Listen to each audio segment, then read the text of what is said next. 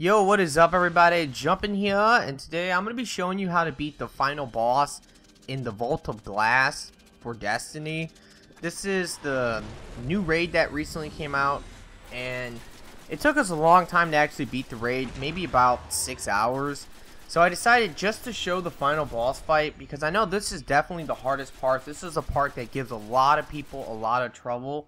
So I wanted to show like how to do it, or at least how we did it, and then I could talk about it. Now, one thing I will be doing though, more than likely, is I will be probably redoing the raid next week. And if I redo it, I will record the entire thing. Because remember, this took us like 6 hours, so that was a really long time. But the second time through, I would think it would take us a lot less time.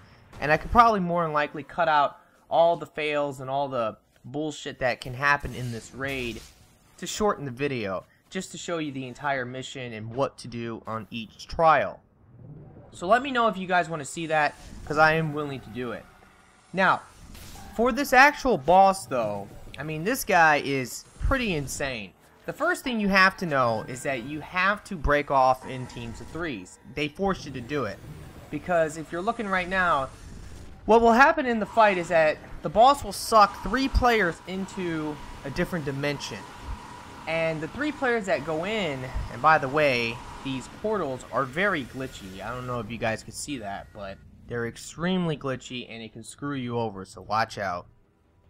But you have to go into the portals. At least 3 players have to go in.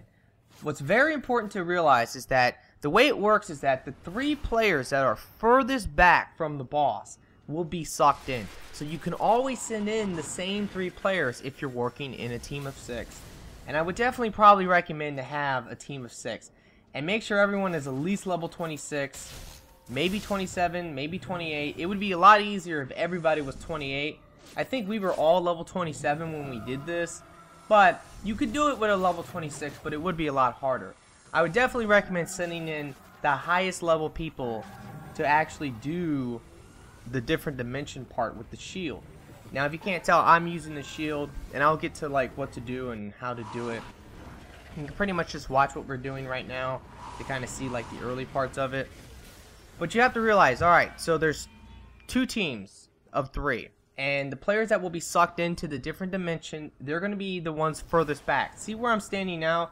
What we were doing is that me, my friend Standby, and my friend Far Envy, we were all standing back here shooting him to make sure that we kept getting sucked into the portal so that we could do the portal.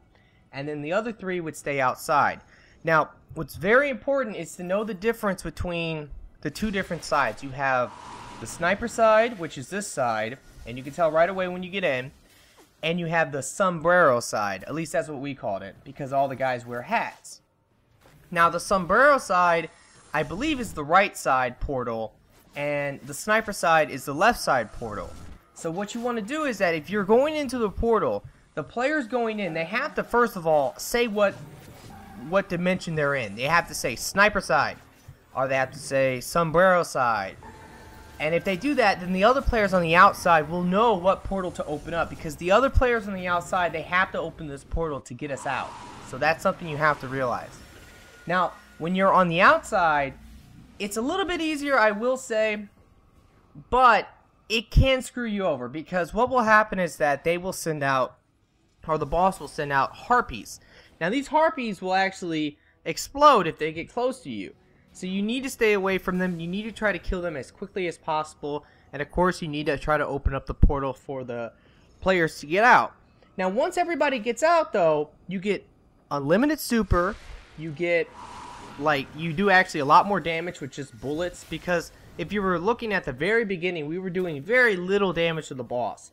But when he actually becomes weak, because it will actually say it, it's like you are in some type of mode of vengeance. When you're in that mode, you can do a lot of damage to him. So that's the time that you really want to just go all out and just lay into him. And honestly, you can do this very quickly, and it's very effective if you just follow that simple strategy, which is send the same 3 players in, make sure they're all standing like where we were, just far back. Everyone else can stay by the portals and use the portals for cover. And then when we get sucked in, you call it out right away which side you're on, so the players outside will know where to go to open up the portal. And of course, the players outside, they need to try to kill the harpies. Now, when it comes to classes, what I would recommend is, more than likely, every class is okay, but you need to know what type of class to use. I would definitely say Gunslinger all day for the hunters. If you've been watching, when me and Standby and Envy, we go into the different dimension, they have their Gunslinger ready. They save it, and then they use it to help kill all the enemies. Because the one thing you don't want to happen is to have the guy with the shield go down. If he goes down, then somebody's going to have to run, pick up the shield. You're going to lose damage or DPS to actually kill these oracles. Because I haven't actually talked about that, but these glowing balls of light, you have to shoot those, you have to kill those. And right now, my buddy Standby went down, but it's not a big deal. Don't panic. If somebody dies, it's not really a big deal. But what I was making sure to do was to cleanse Envy, because what will happen is that if you don't cleanse your teammates when you have the shield, well, your whole screen will turn black and you can't see. So it's very important to make sure that you cleanse your teammates.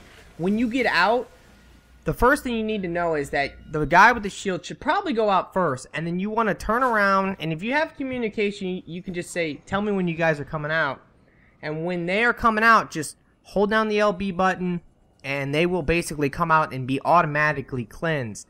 But if somebody runs out first, let's say one of the guys shooting the oracles, if he runs out first, he needs to basically run out and just stay there, because it can get really fucking chaotic. I mean, it really can. And if it gets too chaotic, then if he like runs off somewhere, it can be really hard to find him in the chaos. So it's best to generally, if you do run out first before the guy with the shield, to kind of sit there by the portal so that when the guy gets out there with the shield, he can hurry up and cleanse everyone, because that is the time to attack the boss. Now, I don't really think it matters too much for the wizards. Now, I will say for the Titan, if you have the bubble shield will probably be the way to go, because you can use that to help stay alive. But I would definitely say the bubble shield guy should probably be on the outside using the bubble shield. And I think hunters would be the best to go into the portal, if not warlocks. But if you're going to be a warlock going inside the portal or the different dimension, what you want to definitely do is you want to be using Voidwalker, because that Nova Blast will help kill all those enemies right away, and then you can just shoot the oracles.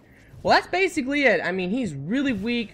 He's about to die. I believe we're going to be sucked in one more time, and that will be it. As you can tell, it's not that hard, and it only takes about 8 minutes or 9 minutes at the most to really kill him with this strategy. Just remember what I said. You want to make sure that you are always sending the same people into the portal. Don't panic if anyone dies. It's not really a big deal. If a lot of people die, then yeah, you might need to panic a little bit, because you'll probably fail. The people on the outside, they need to know what side to actually go to open up the portal. So it's very important for the people going into the portal to call that out. Sniper side, sombrero side, and, you know, kill the harpies, shoot the boss, and this guy is super fucking dead. And we're about to blow him away, yeah, buddy. And once you kill him, you get your reward. Now, for the most part, everybody pretty much got an exotic for doing this. I got an exotic rocket launcher and 3 shards, so that was really freaking awesome. And of course, everybody has to dance. Now, at the very end, there is a 0 countdown, and it's really confusing. At first, we thought it was glitched or something. We were like, what's going on? We didn't know why they would do this, but then we found out later that Bungie actually did it on purpose, because they wanted to give people the chance to basically take pictures, I guess, and prove that they were able to beat it. So that's really cool. So once you get done, you do just want to go to orbit. Alright guys, well that's pretty much it. I really hope you have enjoyed this. Like I said, I will probably be coming out with a video to show the entire raid if you guys want that. But I will probably be doing that sometime next week, so be on the lookout for that. Be sure to like and favorite this video for me. Subscribe if you haven't. And I really do hope that everyone has a very nice day, and peace out.